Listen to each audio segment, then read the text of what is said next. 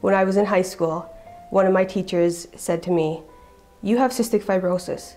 You're going to get any job that you want. You have a disability. You can check that checkbox and anybody will hire you." And then I thought, you know, I don't want to be known for that. I want to get a job and find a husband and have a family and do different hobbies because of who I am, because I've earned it. But I think that was a pretty pivotal moment for me. Cystic fibrosis is a genetic disease and it mostly affects the lungs and digestive system.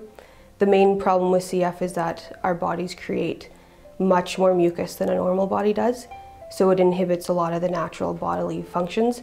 For example, in the stomach, it reduces or it eliminates the pancreas's ability to create enzymes to digest your food.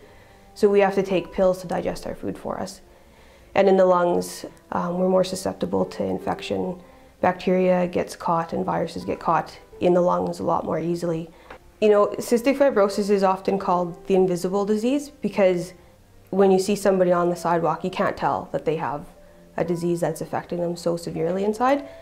So I need people to be aware of the disease and what it does. People out there that they die when they're 5 years old, they die when they're 18 years old, they die when they're 32 years old.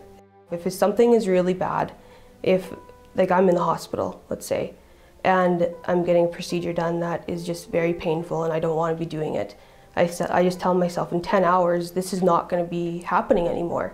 And what's 10 hours in the grand scheme of life? I always say I don't want to focus on the negative, but when you have a disease like this and the life expectancy is in the mid-40s, and when I was born it was 13 years old.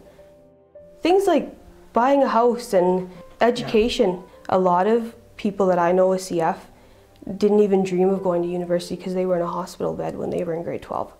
So for me to go to university, to get married, to have a house, to go on vacations, to contribute to RSPs, that was another breakthrough moment for me when I decided to start putting into my pension and putting into RSPs. It was like, yes, I will be around to use this money.